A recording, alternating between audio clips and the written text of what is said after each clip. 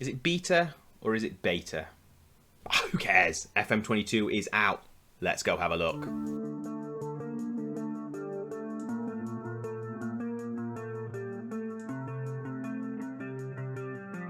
Hello and welcome back to the channel. I am Anderzbaz, and as you can tell from the thumbnail, we are taking our first look at the FM22 Beta and managing Manchester United. Now if that sounds like something you are interested in, drop me a subscribe and you'll not miss any future episodes of this series or any of my planned future saves in the main game. I've got one coming with Blackburn Rovers, and I've also got the Jose Mourinho challenge. Now if that sounds like something you're interested in, there'll be a link up here to the video where I go through what that challenge is. Now, if you enjoy today's video, give me a big thumbs up, drop a like on it, let me know in the comments your thoughts on FM22. And there we go, let's get into things. Now, as you can see, I'm with Manchester United, not Manchester UFC. So I've already gone through the process of downloading a name fix, putting in some logos, putting in a face pack. Now the logos and the face pack are something I had on the last year's game, so I've not downloaded them new. I think they've come from sortedoutssi.net, not really sure. And again, the real name fix is something that we had in the last game as well. I think this one I've got from Passion4 FM, but there are plenty knocking around. You pick wherever you want to get one from. Just make sure in the real name fix you've got the Manchester United one, because that is new from last year's game. So that's into things. Let's have a look at the Man United squad. As you can see, we've got face back in. We've even got my face in, which is a lovely addition to the game. I'm sure you will agree. Let's have a look at Ronaldo whilst we're here, because it would be silly not to. He's a pretty good player, wouldn't you say? If we have a look at his coach report. Look at that ability. 5-star. 5-star. Fantastic. His attributes and his polygon. Look at his polygon. His polygon's pretty good. I mean, he's getting on a bit. He's 36, but he is still an elite level player. One of the best in the world. And worth his contract. Let's be fair. Nearly $500,000 a week. You cannot go wrong with Ronaldo. Now, you don't care about Ronaldo, do you? You want to look at the new things, the data hub specifically. But we need to get 3 league games, or at least 3 league games, into the save before we can have access to the analysis in the data hub.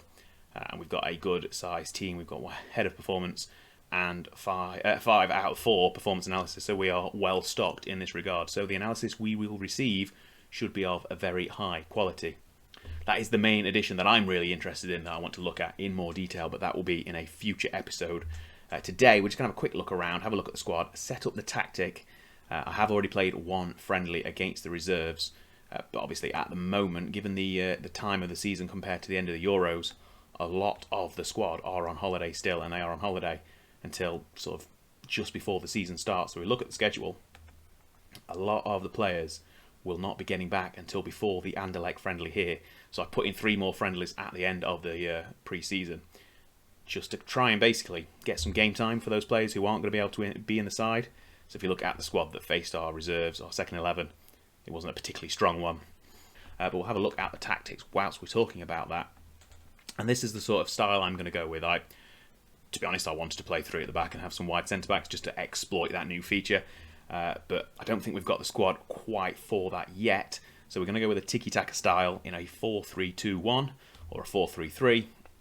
And very much go with a 3-pronged assault of Rashford, Ronaldo and Sancho when they're all fit and healthy. The only real concern I've got is at defensive mid and Matic. He's getting quite old. I mean, you say that, he's younger than Ronaldo by 4 years. But he's definitely not the player Ronaldo is. So I think that is the one key area that we need to strengthen. We've got a £30 million budget, I believe. We'll just have a quick check at the finances. Yeah, we've got a transfer budget of 30 million still, and plenty of money in the bank should we want to spend it. And have we got on the wage budget? How are we doing there? We've still got a good 200k in the wage budget. So we've got some wiggle room to try and make a move to get someone in that area to really strengthen the side up a little bit. I've not quite decided on the roles for all the players yet. I'm not setting up any views yet either. I just wanted to get straight into the game and have a proper look. So if we have a look at Ronaldo, for example, I mean, he's probably going to be a complete forward, let's be fair, on attack. And then, well, in fact, let's go through the roles right now. Rashford we're going to put as a support inverted winger. Sancho on the opposite side is probably going to be a winger on support as well. In midfield, Bruno Fernandes, he's probably an advanced playmaker, maybe a roaming playmaker. What's the difference here? So takes more risk, shoots less often, takes more risk, roam from position. I think we'll probably go with a roaming playmaker for now and see, and then we may have Pogba at advanced playmaker on attack as well. The defensive mid position, I'm a little bit... I think we might just go with a defensive mid on defend, because our wing-backs are going to be probably on attack, let's be fair. So we want Shaw attacking and Wan-Bissaka attacking as well as wing-backs. And then in defence, I think, yeah, ball-playing defender for Maguire. And maybe just a central defender on defend for Varane.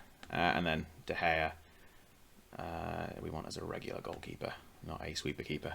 So I think we're going to go with something like that. They may change as we get through pre-season, but that is kind of the 11 that we're going to have as our best 11, and this is what I think is going to be our best 11.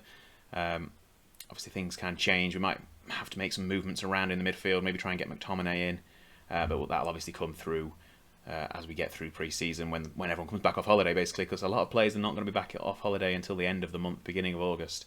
So things are going to be a little bit different to try and get things sorted before then. Other things we're interested in, so we have a look at the competitions that we're in, obviously. Premier League, the board expectation is to qualify for the Champions League. My expectation is also to qualify for the Champions League. In the Champions League itself, we're expected to reach the semi-final. I'm happy to go with that. FA Cup, reach the final. I'd like to win some silverware, so the FA Cup is probably something we're going to target. Carabao Cup, nobody cares about, but I'd love to win that as well. Long-term aspirations, obviously this is a beta save, so it's not going to be as many seasons as a regular save would be, so I'm probably thinking about 3 seasons maybe, but my target is to win the Premier League and win the Champions League, hopefully in the same season, but by the end of those 3 seasons I want to win both of those at least once. And I feel like we've got the beginnings of a squad that could do that. So Ronaldo is our best player, and then we've got Varane and Pogba at 4 stars, and Bruno Fernandes as well. And then Jadon Sancho is, with a really high ability, he could potentially be our star player by the end of the save. We've got him on the right-hand side of midfield. His best position is left, but we've also got Rashford there, and it's a difficult one to try and get everyone in. Other guys here, so Mason Greenwood down here with another high rating. He'll probably be coming on whilst Rashford's injured, because if we look, Rashford is out for 2 to 4 months, so we're going to start with Greenwood on the right, clearly. So if we have a look on the player search screen within the scouting area, you can see here there are plenty of young defensive midfielders we need to have under the age of 23. That's part of our core vision. And there is in particular Declan Rice, who I am interested in signing, but his price tag is probably going to be a little bit out of our range. So we've got a 30 million budget, and West Ham will be looking for about 70 or 80 million. So there might be something we can do. We'll speak to the agent again at another time, because I think really that is going to be where we're going to leave the episode. We've had a quick look around everything, had a look at the squad, had a look at where we need to improve. But I think we'll get into the meat of things in the next episode, where we'll face Tottenham on the opening day of the season. And once we've had that opening game, we'll come back for a bit of a deadline day recap. If we're involved in deadline day, we might have already got our business sorted before then. Whether we can get in a defensive midfielder or not will be seen at a later date. Obviously, I don't really want to do a massive overhaul of the squad in this summer transfer window. I want to see how things go, and then maybe do a few more changes in January.